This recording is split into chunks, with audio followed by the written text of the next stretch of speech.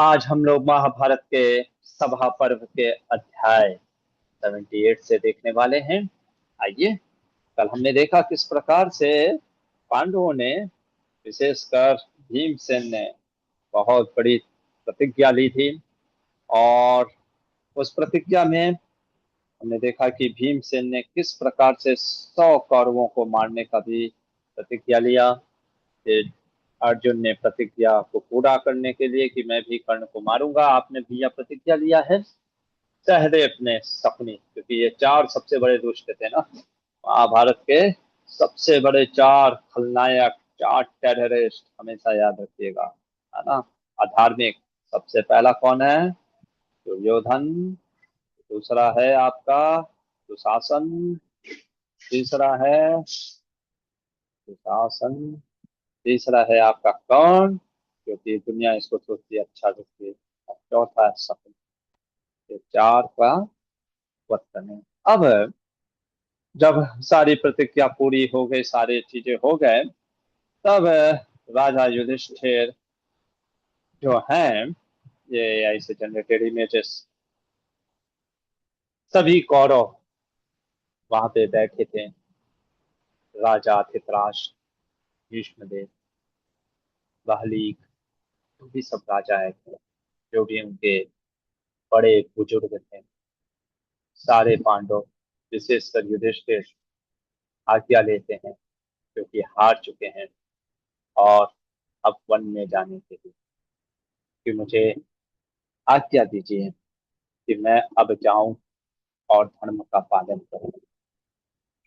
कोई कुछ नहीं बोलता है, सब मन ही मन जो है, मनोभिदेव कल्याण, कल्याण के लिए ही सोच रहे हैं। कोई कोई कुछ क्यों नहीं बोलता है प्रभु जी? किस मुंह से बोलेगा? क्या बोलेंगे लोग? क्योंकि ये लोग तो उस समय भी चुप थे जब द्रौपदी को घसीटा जा रहा। आज क्या बोलेंगे? कि जाओ, अच्छे से रहना। कुछ नहीं बोल सकते। पांडव बेचारे निकलते हैं। अब विदुर जी पर बोलते हैं।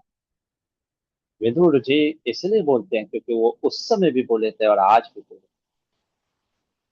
अब जरा ध्यान से सुनिएगा, क्योंकि जब विदुर बोलते हैं ना, तो बहुत ही इंटेलिजेंसी, बहुत ज्यादा ज्ञान की जरूरत पड़ती है उसको समझने के लिए, है ना। क्या बोल रहे हैं विदुर जी? विदुर जी कहना प्रारंभ करते हैं, कहते हैं सबसे पहले पांडवों को, कहते हैं देखो पांडव, एक चीज याद रखो, है ना। पांडवों को, विशेषकर धृतराष्ट्र को संबोधित करते हुए कहते हैं कि पहले तो शुभ कामना दे रहे हैं। क्या शुभ कामना दे रहे हैं? कि तुम लोग अच्छे से जान लो, मेरे हमेशा से शुभ कामना तुम्हारे साथ ही है। कॉन्फिडेंस देना, अपने व्यक्तियों को, अपने सुहृदों को कॉन्फिडेंस देना बहुत जरूरी है कि मैं आपके साथ। पांडवों ने कहा, पांडव बोलते हैं, आपका कृपा है विदुर जी, है ना। आप ही तो हैं, आप तो पिता के समान हैं। हम लोग तो आप ही के शरण में हैं, है ना। आप जैसी आज्ञा देंगे हम वही चीज करेंगे। युधिष्ठिर विशेष कर बोलते हैं, इसलिए विदुर जी युधिष्ठिर को संबोधित करके कहते हैं, युधिष्ठिर, है ना, मुझसे अब तुम कुछ चीजें जान लो, करने की बातें, और हम उसको प्रयास करेंगे आपको समझाने का। जैसे विदुर जी की बात को समझना इतना बहुत ही हाईली नॉलेज चाहिए, धर्म का ज्ञान है चाहिए। स्वयं यमराज धर्मराज को कहते हैं, अधर्म से जीता हुआ व्यक्ति कभी भी सुखी हो नहीं सकता। बड़ा brilliant statement है। अधर्म से कभी भी लॉन्ग टर्म हैप्पीनेस नहीं आ सकता। शॉर्ट टर्म हैप्पीनेस आ सकता है, लॉन्ग टर्म कभी नहीं, है ना? और जो अधर्म से जिनको पराजित करता है या जिनको दुख देता है, वो जो व्यक्ति दुखी हो रहे हैं, वो भी लॉन्ग टर्म दुखी नहीं रहेंगे तो उनको, वो फिर से सुखी अगर वो धर्म पे थे। इसलिए कहते हैं कि तुम धर्म के बहुत बड़े ज्ञाता हो, है ना। तुम लोग सबसे पहला दूसरा चीज, है ना, आपस में प्रेम रखना, रखे हो, मैं जानता हूँ, है ना। मुझे देख करके बहुत प्रसन्नता भी होती है कि तुम लोग के भाइयों में प्रेम है। पर शत्रु हमेशा भेद डालने का प्रयास करता है ना। हमेशा यूनिटी रहना, यूनाइटेड। क्यों हो सकता है आपस में आ जाए मतभेद कि भाई ने हमारे बड़े भैया ने द्रौपदी को हरण किया था, ऐसा क्यों किया, आ सकता है। या कोई कहे कि देखो आना भी हमारा बात कुछ पता नहीं है, तुम सही थे। तो बोलने को कुछ भी बोल सकते हैं, बाहर के लोग तो कुछ भी फुट डालने के लिए एक्सपर्ट है। तो सब तीसरा चीज कहते हैं कि क्षमा, है ना, क्षमा सर्वोत्तम होता है। क्या होता है क्षमा, फॉरगिवनेस। अभी यहाँ पे फॉरगिवनेस की बात कर रहे हैं। क्षमा भी जरूरी है, दंड भी जरूरी है, पर right now he is asking about forgiveness. अभी क्षमा करो। क्यों अभी क्षमा करना चाहिए? कभी कभी कैसा होता है ना, हम आवेश में आकर के कुछ डिसीजन लेते हैं जो कि सही नहीं। आवेश मतलब समझते हैं, इम्पल्सिव बिहेवियर। हो सकता है आपके अंदर क्रोध आए, है ना। ये इनडायरेक्टली भीम, नकुल, सहदेव, अर्जुन के लिए भी बोल रहे हैं। हो सकता है तुम लोग के अंदर क्रोध आए कि मार दें किसको, कौरवों को। पर अभी क्षमा को पकड़ो, कारण है ना। हर चीज का समय होता है ना। और फिर इस फॉरगिवनेस को समझाने के लिए, है ना, कहते हैं देखो, तुम लोग का एसोस बहुत इनडायरेक्टली ज्ञान दे रहे हैं। पहले बचपन से तुम लोग जैसे शतशृंग पर्वत पे थे तुम लोग, है ना। वाह, कितना तुम लोग ज्ञान की बात सीखते थे वहां पे ऋषि मुनियों के साथ, है ना। तो नॉलेज बहुत जरूरी है, इसको नॉलेज हमेशा विजडम लेते रहो।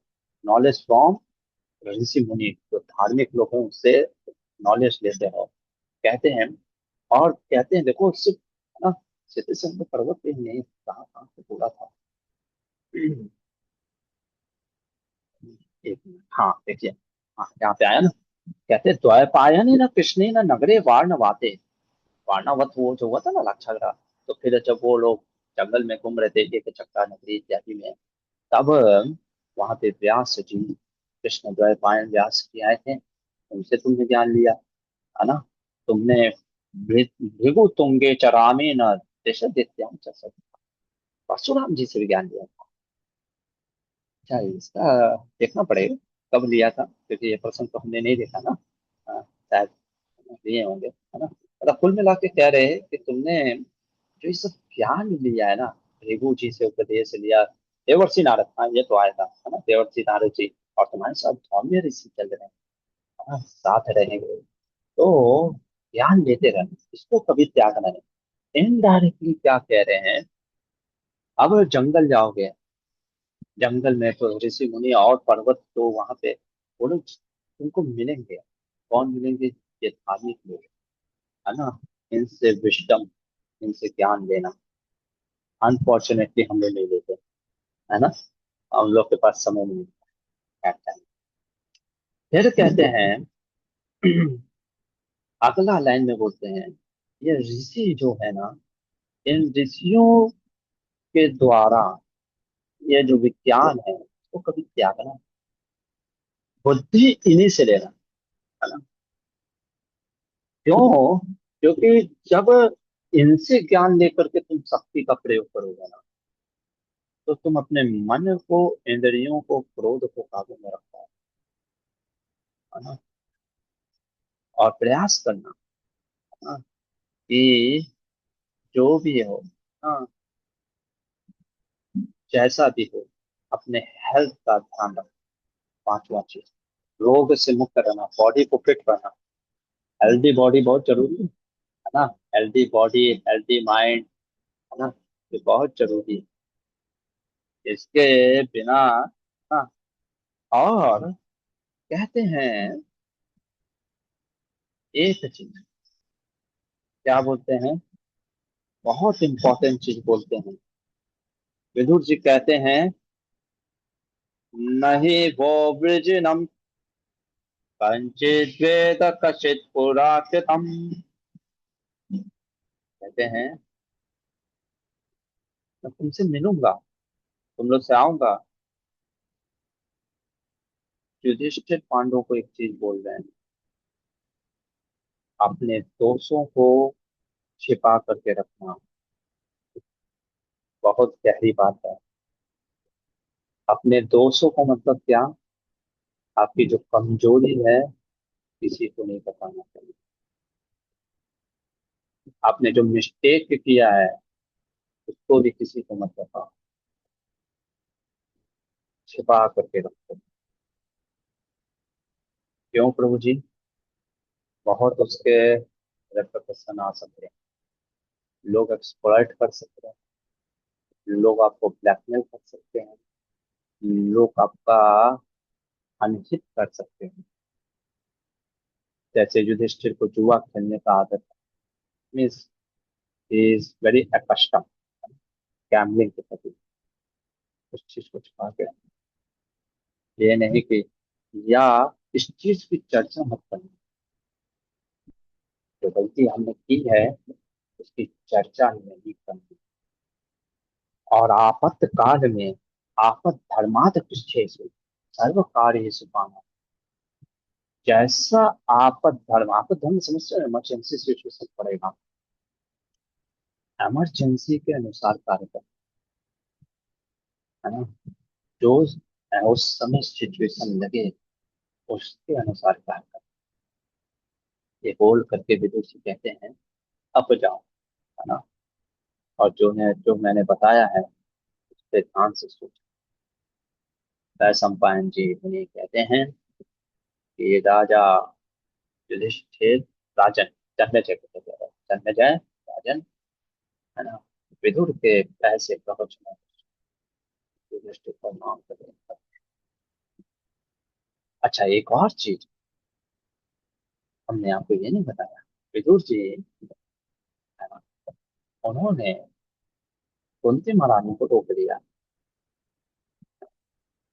कुंती महारानी को रोक देते हैं कि तुम्हारी माँ नहीं जाएगी। क्यों नहीं जाएगी? उन्होंने कारण ये दिया कि देखो, हमारी माँ वृद्ध, है ना, उनको जाना उचित नहीं हो। अभी वो एक रीजन क्या दिया, पहला जो विदुर जी ने दिया रीजन, वो था कि कुंती जो है वो वृद्ध हो गए थे, ओल्ड हो गई थी, इसलिए आप इनको मत जाने, इनको यहीं पे रहें। गहराई वाली बात क्या है, हमारे श्रीपाद मध्वाचार्य इस पे टीका करते हैं कि मानो जब निकलने लग गए, कौन, कुंती महारानी, कि मैं जाऊंगी, हाँ ना, तब विदुर जी ने जो रोका, क्यों रोक दिया? विदुर जी ने कहा कि प्रणमं ताययुपाकाश कृष्ण शीघ्रगागमनि युधिष्ठिरो अवाक वक्तनो ययो न क्रोध चक्षुषा, है ना। है ना? उससे पहले, ये तो कल मैं बताऊंगा, उससे पहले की बात, ये रोरुध्यमाना विदुरम स्थापयामांसं कागृहे कुंती प्रययो, ये आपको दिख रहा है वहां पे, दयानानुभूतान कुंती प्रयो पुत्र। कुंती जाना चाहते थे पर विदुर जी ने रोक दिया, है ना। क्यों रोक दिया? अच्छा, किसी ने नहीं रोका, विदुर जी ने इसलिए रोक दिया, एक तो वृद्ध हो गए थे, दूसरा जब आप कोई लैंड को छोड़ देते हो ना तो उस पर कब्जा जम जाता है ना। मान लो कोई नहीं रहेगा यहाँ पे, तो क्या होगा? पांडव का जो अधिकार है, देखो कैसा होता है ना, आप गहराई की बात समझना। क्यों ये रामायण में 14 वर्ष, यहाँ पे 13 वर्ष? समय चीजों को भुला देता है। आज भले ही वो व्यक्ति कितना भी हमारा प्रिय क्यों ना हो, समय का पावर ऐसा होता है ना। भगवान गीता में कहते हैं ना, काले नेहम महता योगो नष्ट परंतप। काल के प्रभाव से सब कुछ नष्ट हो जाता है ना। रिश्ते नष्ट हो जाते हैं, ज्ञान नष्ट हो जाता है। योग, भगवान कह रहे जो ये योग, जो ये ज्ञान है, जो इसी परंपरा जो उपयोग पड़ती है। तो जब कुंती या कोई नहीं रहेगा ना, मान लो 13 साल के बाद लोग भूल जाएंगे। कुंती को देखेंगे तो याद करेंगे कि हाँ, पांडव भी थे। आप साइकोलॉजी समझ रहे हो? कुंती को देख करके पांडवों को याद आए, पांडवों को भी याद आएगा कि मेरी माँ उधर है। और हस्तिनापुर के नगर वासियों को भी याद रहेगा कि भाई, ये पांडव भी यहाँ के उत्तराधिकारी या यहाँ के ही हैं, उनका एक राज्य। This is the one of the reason, that's why Vidur ji has not allowed to go to Kunti. But Kunti भी क्यों रुकी? अब वो देखो, कुंती का एक और कारण, कुंती क्यों रुकती है, अगले अध्याय से प्रारंभ होता है। 79 में आते हैं। वैशंपायन मुनि कहते हैं कि राजन जन्मेजय, जब युधिष्ठिर, पांडव ये सब निकलने लग गए, है ना, जो द्रौपदी थी, अच्छा बाकी स्त्रियां क्यों नहीं जा रही, इसका वर्णन हम आएगा, है ना। बाकी जैसे नकुल सहदेव, सबकी एक एक और पत्नियां थी, है ना। या सुभद्रा जो थी, सुभद्रा का बेटा अभिमन्यु इत्यादि, है ना। इन सबके सबके एक एक अपने संतान भी हैं। ये सारे के सारे पांचाल देश चले जाएंगे, सुभद्रा को भगवान लेकर के चले जाएंगे, कृष्ण जब आएंगे, है। तो इन पांचों के लिए ही विशेषकर, है ना, था क्या, 5 पांडव और द्रौपदी के लिए वनवास था। और साथ ही साथ धौम्य ऋषि, क्योंकि पुरोहित है, तो पुरोहित हमेशा रहते हैं, गुरु का हमेशा सानिध्य चाहिए ना। ना, गुरु को कभी छोड़ा नहीं जाता है ना। ठीक है। वैशंपायन जी कहते हैं कि सारी स्त्रियां बैठी हुई हैं, है ना। सारी की सारी स्त्रियां बैठी हुई हैं। और फिर उन स्त्रियों के बीच में जो कुंती होती है और द्रौपदी, है ना। तो कुंती और द्रौपदी, ना, द्रौपदी को देख करके कुंती कुछ बोलती है। क्या बोलती है? प्रारंभ करती है बोलना। कहती है उसको, हाँ, द्रौपदी को देख करके कि वश्य शोक न ते कार्या, तुम शोक मत कर बेटी, तुम धर्म को जानती हो। मैं तो शीलाचारवती तथा, शीलाचारवती तथा, तुम्हारा जो शील और सदाचार है ना, जो व्यवहार है, बहुत ही उत्तम है। कहती है कि मुझे तुम्हें कुछ बताने की जरूरत नहीं है ना बहू, तुम्हें सब पता है, तुम्हारा क्या कर्तव्य है तुम्हें सब पता है। तुम क्या बोल रही है? बहुत सुंदर चीज बोली है। साध्वी गुण संपन्ना भूषितम ते कुलद्वयम्। देखो, लोग कहते हैं महाभारत मत रखो। क्यों? महाभारत रखने से महाभारत होता है घर में, है ना। प्राय भारत में लोग यही सोच रहे हैं। मैं बोलूं इसका अपोजिट होता है। ये इंडोलॉजिस्ट और ये जितने भी सो कॉल जो हिस्टोरियन जो आपके इस दिमाग में लाए हैं ब्रिटिशर्स ने कि महाभारत मत पढ़ो, उनका पर्पस ये था कि आप लोग महाभारत जैसे ग्रंथ मत पढ़ो, फिर लड़ते रहो, और फिर आप लड़ते रहोगे, हम अपना यहाँ पे एम्पायर खड़ा करते हैं। कितना सुंदर बात बोलिए, ये हर एक मदर इन लॉ और डॉटर इन लॉ को सीखना चाहिए, सास और बहू, है ना। एक सास को कैसे सोचना चाहिए, मदर इन लॉ को ये सोचना चाहिए कि मेरी बेटी, मेरे जो सन है, मेरे पुत्र जो हैं, हाँ, वो अभी तक सिर्फ मेरे पुत्र थे, अब वो सिर्फ मेरे पुत्र ना होकर के किसी के पति भी हो। और डॉटर इन लॉ को क्या सोचना चाहिए कि मेरी जो पति हैं, वो मेरे हस्बैंड हैं, लेकिन साथ ही साथ किसी के सन भी हैं। वास्तव में अनासक्ति सिर्फ लाल कपड़ा पहन लेने से त्याग नहीं होता है, या सब कुछ छोड़ देना त्याग नहीं होता है। रहते हुए भी अनासक्त होना, ये सबसे बड़ा त्याग है। और ये त्यागना कि ये सिर्फ मेरा बेटा नहीं, किसी की पति भी है, तो अपने आप में एक माँ के लिए सबसे बड़ा त्याग। समझ रहे हैं? बचपन से जिसको पाला पोसा, उसको ये सोचना, त्यागना इन द सेंस, ये सोचना कि अब कंट्रोल नहीं, अब इसका अधिकार इसकी पत्नी का भी है। और पत्नी को भी ये सोचना चाहिए कि देखो, मेरी सासू माँ मेरे पति की माँ है, कई वर्षों तक उसको जन्म दे करके पाला पोसा है ना, इतना जल्दी अटैचमेंट नहीं जाएगा, ठीक। तो क्या बोल रही है, कहने का इनडायरेक्टली ये कह रही है कुंती महारानी, तुम सब कुछ जानती हो द्रौपदी, फिर भी मैं तुमको बस इसलिए बतला रही हूँ क्योंकि मेरा जो धर्म है मैं वो पूरा करना चाहती हूँ। और कुंती महारानी कहती है कि मेरे बच्चों का अब ध्यान रखना। और इस कारण से कुंती महारानी वो नहीं जाती है फॉरेस्ट, है ना। ऐसा मत सोचो कि कुंती महारानी के पेट में पैर में, अरे जैसे होते हैं ना गठिया रोग, लोग कहते हैं ना दर्द है, हम तो नहीं जा पाएंगे यात्रा में, कई बार जैसे होता है ना, हम कहते हैं अरे आपके प्रभु जी आपकी माता जी नहीं जाए, अरे उनके पैर में दर्द है, तो कैसे जाएंगे।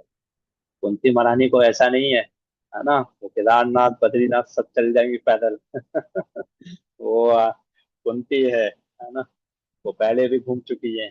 और जब वानावत्ता लक्षाग्रह में जो कांड हुआ था, पर आज इसलिए नहीं जा रही है, पहले जा गई थी क्योंकि पहले पांडवों के साथ उनकी पत्नी थी, आज द्रौपदी है। इसलिए जब व्यक्ति कोई है तो पीछे हटना, ये बैक प्ले जो रोल खेलना होता है ना, ये हम भक्त लोग भी कभी कभी नहीं खेल पाते हैं। हमको भी चाहिए जब 100 लोग हों तब मैं कीर्तन करूंगा, दोपहर के 12 बजे जो भोग आरती का, नहीं उसमें तो कोई है ही नहीं, उसमें तो शिव राधा गोविंद जी को भोग लग रहा है, ऑल्टर भी बंद है, क्या मैं कीर्तन करूंगा। भोग आरती गाते हैं ना, भज भक्तवत्सल श्री गौरा हरि, है ना, जानते होंगे आकर जो करते गाते हैं, है ना। तो कई बार भक्त कहते हैं मैं क्यों गाऊं, है ना, कोई है ही नहीं, कम से कम 10-15 लोग रहे देखने वाला तब। तो हम भक्तों का भी यही दृष्टिकोण रहता है ना। 100 लोग हो 250 लोग हो तब क्लास देंगे, नहीं तो अरे 2-3 क्लास में 2-3 लोग देंगे नहीं तो उनकी बैक रोल प्ले कर तो करते हैं। That is the real detachment, ये सीखना चाहिए। आगे क्या बोलती है कुंती महारानी? कुंती महारानी कहती है द्रौपदी को, वो कहती है कि देखो, तुम तो उनको भस्म कर देती, है ना, ये कौरवों को तो तुम्हारा भाग्य मानना चाहिए कि तुम्हारा, तुमको प्रणाम करना चाहिए कि तुमने उनको जलाया नहीं, है ना। हमारे रानी कुंती करे द्रौपदी के पास पावर था उनको जलाने का, वो असहाय नहीं है। कौन? वो द्रौपदी, है ना, she was having the power, लेकिन वही ना, धार्मिक थी। अब कहती है कि देखो, जो होना होता है वो तो हो सकती, तो तुम उस पर मत इतना सोच करो बेटी। बस मेरा एक हाथ जोड़ करके निवेदन है, क्या देखो क्या, है ना, कोई हो सकता है कुंती के जैसा। इसलिए भागवत में पहला जो प्रार्थना है कुंती महारानी का, है ना। भागवत और गीता को समझने के लिए पहले इन चरित्रों को भी समझिए, और ये महाभारत से ही समझ पाएंगे। कहती है, यहाँ पे ये लिखा नहीं है, थोड़ा सा मिसप्रिंट लिखा है, सहदेव, सहदेव को कहती है, सबसे छोटा है ना नकुल सहदेव पांचों में, कहती है ये मेरा जो बेटा है सहदेव नाम। अब सोचो, सहदेव उसका बेटा नहीं है, उसकी सौत का मतलब माधवी का बेटा है। इसीलिए माधुरी याद है जब मरी थी तो कही थी, जब जा रही थी सती प्रथा के लिए, कहती कि मैं जाती हूँ दीदी, आप रुको, क्योंकि आपका कैसा नेचर है ना, आप अपने और पराये में भेद नहीं करोगे। आप सोच रहे हो एक सौत होकर के बोल रही है ना। जनरली वोमेन के अंदर इतना एनवी होता है, सॉरी टू से माता जी को, आप बुरा मत मानना, हर के अंदर एनवी है, लेकिन माताओं के अंदर इतना एनवी होता है ना। वो माता जी को अगर कुछ ज्यादा मिलता, अरे प्रभु जी वो माता जी को ज्यादा दे रहे हैं, भाई क्या चल रहा है ना। ये होता है, प्रॉब्लम हर जगह है। हर प्रभु जी हर मंदिर में है ना। वो प्रभु जी ने अगर खास करके अगर कोई प्रभु ब्रह्मचारी ने किसी को कुछ दे दिया स्पेशल चीज, है ना, मान लीजिए माता जी ये आपके लिए रसगुल्ला रात का हो चुका, वाह प्रभु जी। प्रभु लोग ज्यादा नहीं सोचते हैं, प्रभु लोग प्यारे हैं, माताएं, हाँ। तो एनवी इतना होता है, ऊपर से शौक। लेकिन फिर भी देखो, माधुरी ने क्या बोला था, और आज देखो वही चीज बोल के कहती है द्रौपदी, मेरा पांचवा जो बेटा है ना सहदेव, इसका ध्यान है। ये मेरे को प्राणों से भी ज्यादा प्रिय है। मैं तो नहीं चाहती कि ये जाए, इसको तो रोक लो। मैं तो मन करता है कि रुक जा बेटा, क्यों जा रहा है ना? इसको मत भेजो। सोचो, तीनों भाई ये नहीं सोच रहे कि युधिष्ठिर कह रहे माँ तो मेरी है। है ना? That is the love. पढ़ते हैं तब ना महाभारत, तब ना वो आनंद आता है कैसे प्रेम से रहा जाता है, बच्चों पर नहीं छोड़ दिए। खैर, कुंती, है ना, द्रौपदी को बोल करके कहती जाओ बेटी। और उस समय, है ना, द्रौपदी को देख करके, पांडवों को देख करके किस तरीके से जा रहे हैं। अरे, एआई ने जनरेट किया है। अब टाटा बाय बाय।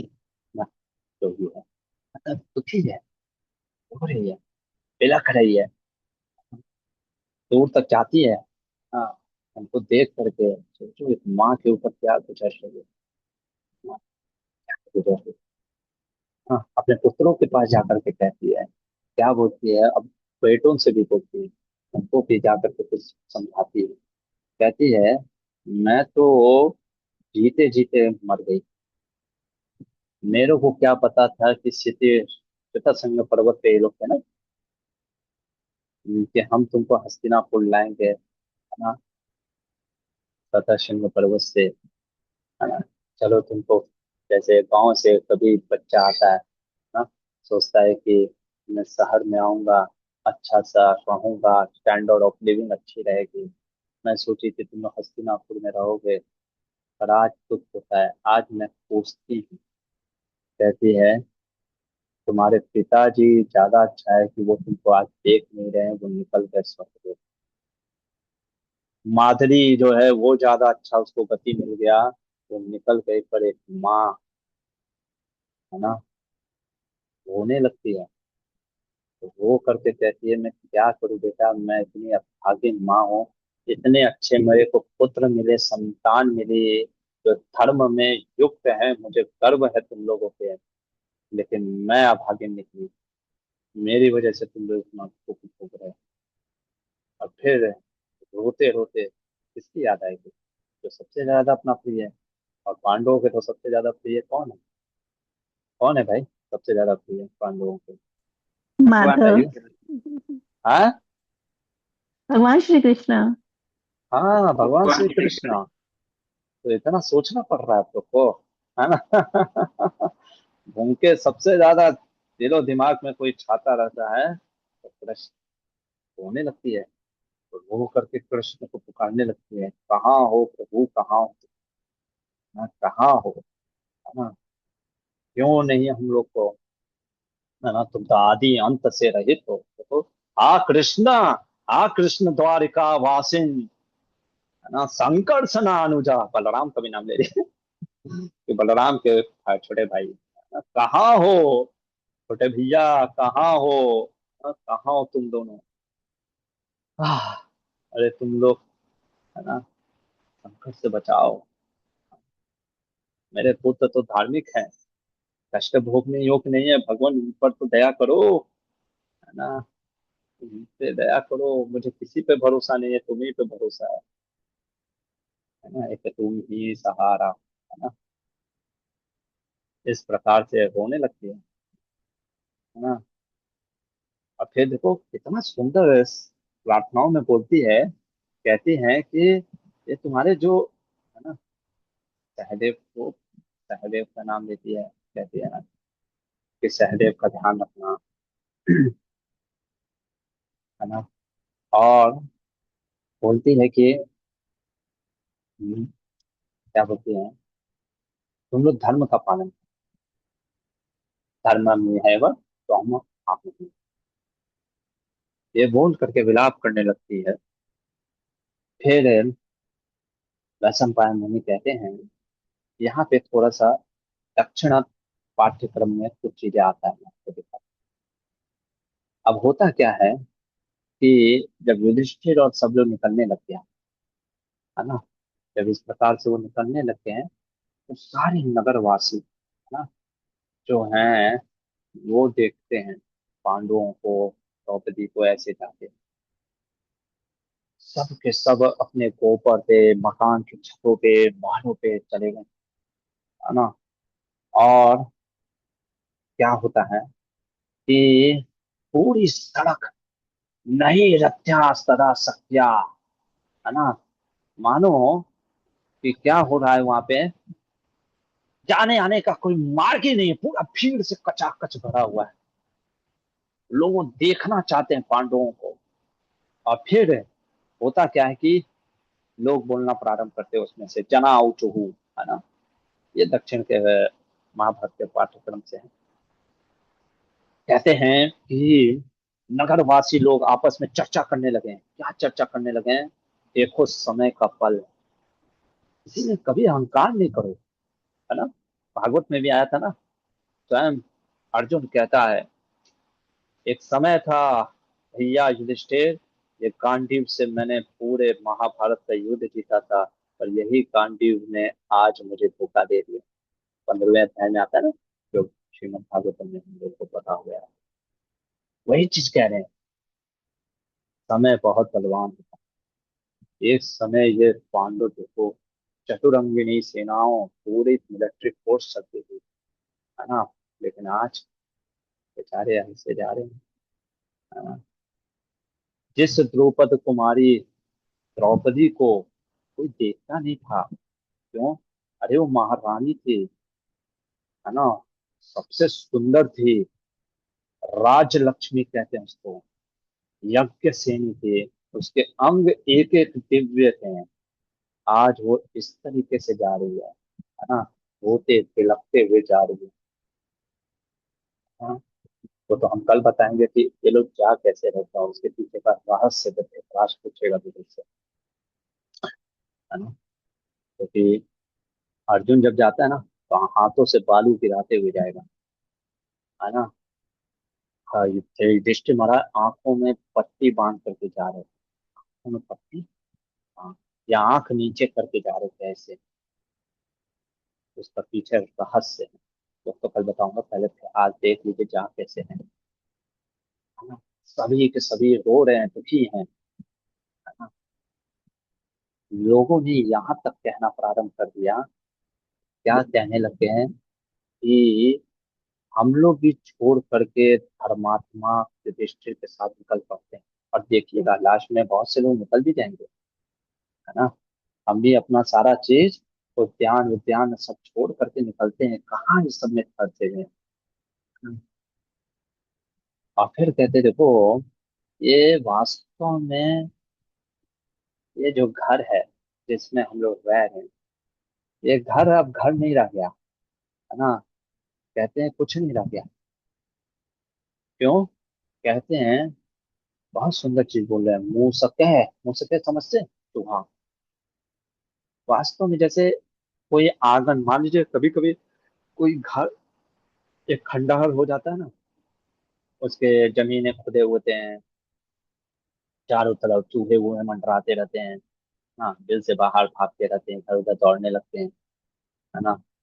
कहते हैं, जैसे जिस घर में कभी आग नहीं लगती, आग मतलब अग्नि, यानी यज्ञ नहीं होता, जहाँ पे कभी झाड़ू नहीं लगता, जहाँ पे मंत्र पाठ नहीं होता, जहाँ पे लोग जप नहीं करते हैं, है ना, जहाँ पे बर्तन टूटे हुए रहते हैं, ऐसे घर में रहना नहीं चाहिए ना। वैसा ये घर हो गया ये हस्तिनापुर, क्योंकि यहाँ से धर्म राज थे। जहाँ पांडव जा रहे वहीं हमें जाना चाहिए, क्योंकि जब धर्म ही नहीं रह गया तो क्या है, यहाँ से निकल जाना चाहिए। और जब इस तरीके से ये लोग बात कर रहे थे, तो उस समय सुनते हैं, युधिष्ठिर महाराज बातें सुन रहे थे हम लोग की। ओके, ठीक है ना, कि क्या क्या चर्चा चल रही है ना इन लोगों के बीच।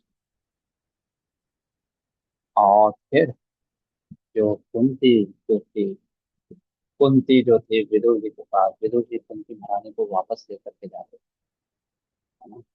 विदुर जी कुंती महारानी को वापस लेकर के जाते हैं और विदुर जी समझाते हैं। विदुर जी कुंती को धीरज बांधने को कहते हैं कि वो कुंती, पांडवों के साथ गलत हुआ है, लेकिन विलाप मत करो, तुम्हारे पुत्र बहुत महान, इनके साथ भगवान कृष्ण है, धर्म है, ब्राह्मण वैष्णव है, विप्र विप्र धर्म च्युताशया। चलिए, विलाप करने की बात नहीं है ना। समय कठिन है, लेकिन ये समय भी चलेगा, है ना? तो ये परिस्थिति आती है सब, जब तक इस संसार में है ये परिस्थिति आती रहती है। धृतराष्ट्र के पुत्र वैशंपायन मुनि कहते हैं, वैशंपायन वाच कहते हैं कि धृतराष्ट्र के पुत्रों की जो स्त्रियां थी, आह, सभी रोने लग जाती। उन लोग को भी दुख हो रहा है, स्त्रियों को भी, जिस प्रकार से अन्याय हुआ है पांडवों के साथ। और धृतराष्ट्र को भी दुख होने लग जाता है, क्योंकि धृतराष्ट्र प्रज्ञा चक्षु है ना, वो भी वही जानता है कि आगे आने वाली घटनाएं में क्या क्या हो सकता है। व्याकुल हो जाता है, शोका व्याकुल चेतन, व्याकुल हो गया है। और व्याकुल हो जाता है तो धृतराष्ट्र क्या करता है, कोई आंसर देगा?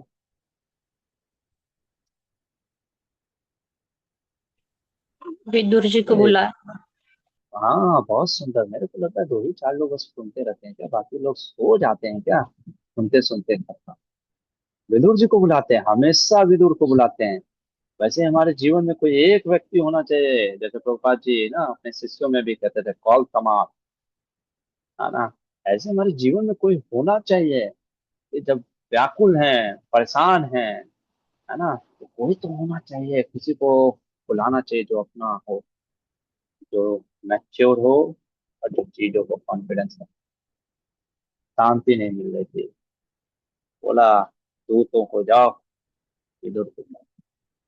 और विदुर जी धृतराष्ट्र के महल में गए, और धृतराष्ट्र कुछ प्रश्न करेगा कि ये पांडव आखिर जा कैसे रहे हैं। क्योंकि पांडव में, जैसे मैंने बताया ना, अर्जुन बालू गिराते हुए जा रहा है, और युधिष्ठिर आंख बंद करके जा रहे हैं। और क्यों ऐसा करते हुए जा रहे हैं, इसके पीछे का रहस्य क्या है, ये कल। हरे कृष्ण। ठीक है, कोई प्रश्न है?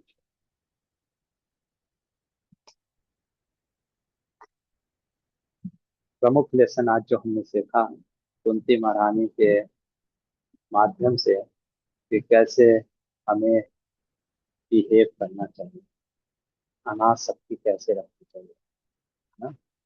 हमें कंट्रोल या पकड़ करके चीजें नहीं। माँ है, लेकिन अब समझ गई, मेरा बेटा मेरा बेटा ही नहीं बन। ऐसे ही द्रौपदी भी समझ रही, सास तो भावनाओं की माँ है ये, भले ही ये मेरे पति हैं, पर पहले ये मेरे सासू माँ के पुत्र। ठीक है, यस पल्लवी माता। हरे कृष्णा, दंडवत प्रणाम। प्रभु जी, लेकिन जहां तक सोच रहे थे, जैसे कुंती महारानी भावुक हो गई, विदुर जी बहुत ही बुद्धि लगाकर सोच रहे हैं और धर्म की बातें कर रहे, समझा भी रहे हैं, और विदुर जी को दुख भी हो रहा था। तो प्रभु जी कभी कभी चीजों को इमोशनली होकर सोचते हैं, लेकिन साथ ही साथ बुद्धि को लगाकर भी सोचना पड़ता है, या फिर दोनों चीजें उसमें वर्क नहीं करती प्रभु जी, तो कैसे करना चाहिए? वो हमसे नहीं होगा। इसीलिए ना अपना धर्म बढ़ाना होता है। क्या व्यक्ति जो होते हैं, इसीलिए तो कह रहे हैं विदुर जी, अब आप समझिए क्यों ऋषि मुनियों का आश्रय लेना, संग लेना, जो पहले तुम लेते थे लेते रहना। क्योंकि जब बहुत दुख होता है ना, जानते हैं, तीर्थों में जा करके हम लोग जा करके सीधे होटल में बैठ जाते हैं, फिर इधर उधर साइट सीइंग करके आते हैं, और फिर कहते हैं हमारा यात्रा हो गया।